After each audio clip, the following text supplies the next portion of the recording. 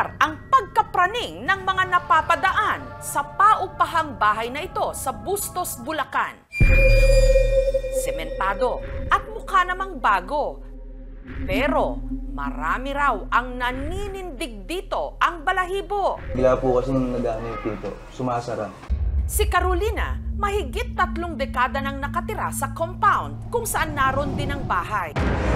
Saksi raw siya kung paano ngang ilang mga nangupahan dito nag-alsa balutan sa takot. Nakikitang anino o parang may naglalaro.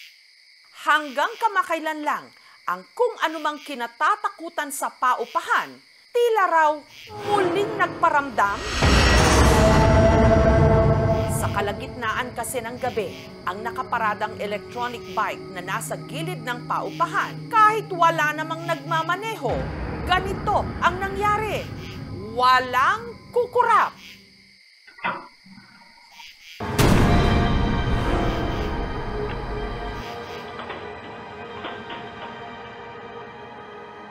Kinabahan po at kinalibutan. Walang po kasi yan kundi po malfunction po nung e-bike. May multo po talaga. Ayaw naman daw nilang labasin kasi nga natatakot. Dahil ba't umaandar yung e-bike wala namang tao. Napaglaruan po siguro ng elemento. Kinabahan, natatakot, kinilabutan. Kung may ganitong pangyayari sa paligid mismo ng inyong tinitirhan at kung ang iyong mismong bahay may kung anong mga nagpaparamdam, saan ka na magtatago?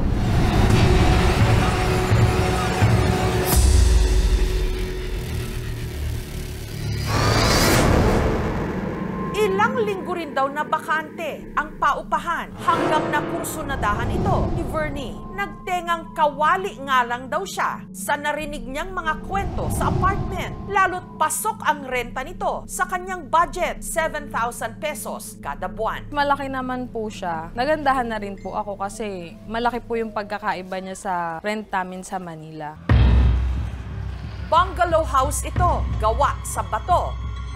At may 2 kwarto. Para makatipid sa pag-alis-alis ng bahay, si Vernie bumili ng e-bike. Magwa 1 year na po siya sa amin. Malaking bagay po siya sa amin. Naging matiwasay naman daw ang mga naunang buwan nila sa bahay. Pero kalaunan, may naramdaman na raw silang kakaiba. Pauwi kami dito sa bahay. Parang may tumingin po sa side mirror ko. Yung feeling mo ba na may sumilip, dinededma ko na. Hanggang nitong July 17, ang tahimik nilang gabi nabulabog nung may narinig silang kalabog. Binaliwala po namin. So, ang expected po namin is yung gate. Kasi minsan po sinasara yan kapag 12 na para po walang makakapasok. Ang ingay, narinig din daw ng kapitbahay nilang si Jmar. Nanonood lang po ako sa sala ng movie po sa cellphone. May narinig po ako na tunog po sa labas, galing sa labas. Akala ko po magnanakaw kaya sinilip ko po. Kinilabutan daw si Jmar sa kanyang nakita.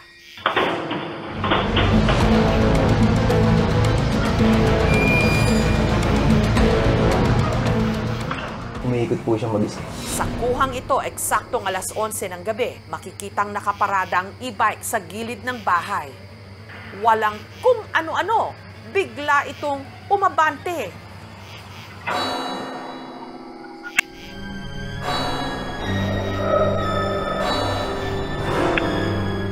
Tumama pa sa bintana ng bahay. Bago lumiko, at 3 beses na nagpaikot-ikot.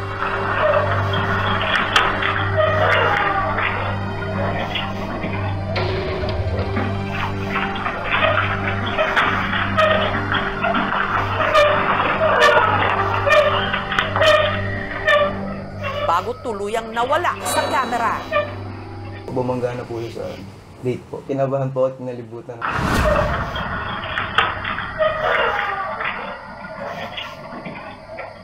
Akala ko po na loloko lang po siya. Sinilip ko po dyan.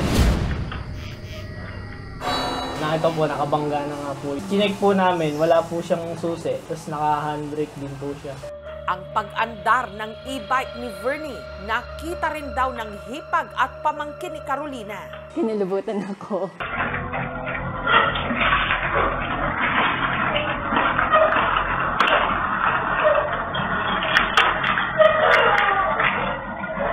Ayaw naman daw nilang labasin kasi nga natatakot. Dahil ba't umaandar yung e-bike kay wala naman tao.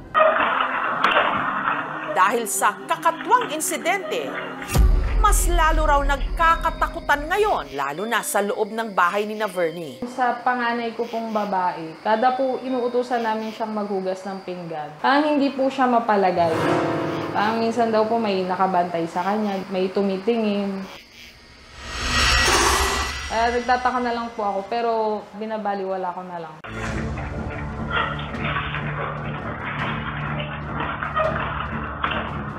Para mabigyang linaw ang misteryosong pag-andar ng e-bike ni Vernie, ang CCTV footage kung saan kitang mag-isang umandar ang e-bike, ipinasuri namin. Based dun sa video na nakita ko, hindi ko maipaliwanag kung paano siya umandar. Pero doon sa nakita ko, hindi siya edited. Pero hindi kaya nag-malfunction lang ang preno nito? Dinala nila ang e-bike sa mekaniko. Dalawa lang po kasi yan Kung di po malfunction po ng e-bike, multo po talaga. Napaglaruan po siguro ng elemento.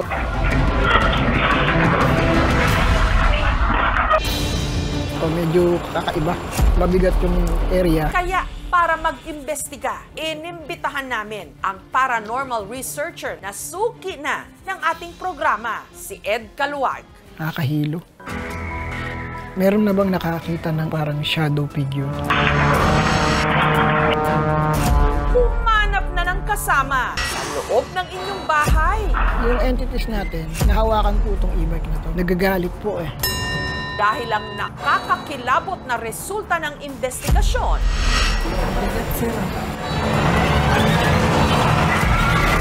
susunod na. Umaandar ang takot at kilabot ngayon sa compound na ito sa Bustos, Bulacan. Matagal na kasing di umanong may nagpaparamdam sa paupahang ito. At kung ano man daw ang elementong ito, ang siya ring pinagsususpetsahan nilang nagpaandar sa e-bike ni Vernie kahit wala naman ditong nagmamaneho. Ang pangyayari, nakunan ng CCTV. Kung di po malfunction po ng e-bike, may ano po talaga, multo po talaga. Napaglaruan po siguro ng elemento. Ang e-bike, sinuri ng isang mekaniko. Meron silang nadiskubring sira sa e-bike. Yung bearing po sa manubela. Umaalog na po, ma'am. Maingay na po. Wala na pong preno. Tinatisin ko po umandar, ma'am. Walang susi. Ayaw po talaga. Pero hindi raw ito ang dahilan para umandar ang e-bike ng mag-isa. Baka naiwanan din naka-start tapos may nakalak po yung manubela. Minsan nagdolo ko din po kasi yung may mga throttle po. Kasi bago po kami matulog, chinecheck ko po yung mga susi namin na nakasabit po. Wala po akong naiwang susi doon. Samantala, para malaman kung may dapat nga bang katakutan sa paupahan, nag-imbestiga si Ed Caluag. Hello, good evening.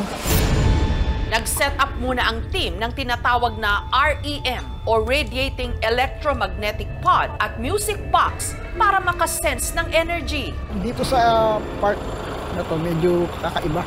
Mabigat yung area. Parang masusuka at saka parang sinasakal. Papasukin niya ang paupahan. Dito kaya, Shy, welcome? Nakakahilo. Ito sa part na to, meron bang experience kayo dito nakakaiba? Yung panganay ko po, kapag po nandito siya sa kusina, para daw pong minsan may nakamasid. Meron na bang nakakita ng ng parang shadow figure? Sa anak ko po. Merong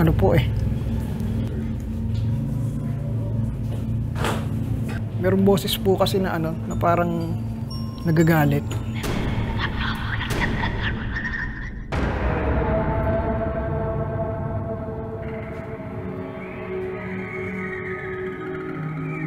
Ma'am, ka dito.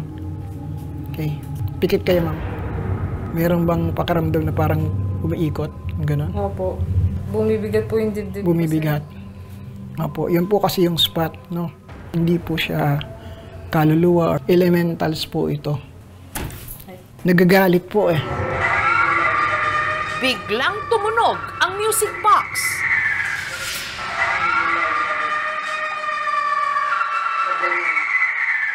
So, ibig sabihin, mayroong dumaan dyan. Hanggang sa ang hawak ni Ed na tinatawag na dowsing rod, itinuro siya sa direksyon. Ano po yung nasa likod dito? Yun na po yung party. Yung part ko nasaan yung may e-bike.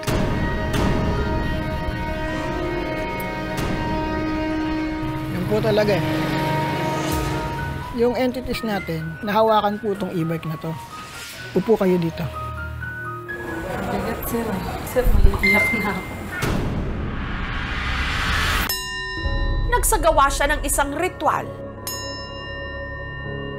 Anino siya at ang unang sinabi niya sa akin, bakit ka nandyan? Akin siya. Tingin ko may sinundan eh kasi may kiniklaim siya eh. Ibig sabihin, hindi siya nandito sa bahay na ito mismo.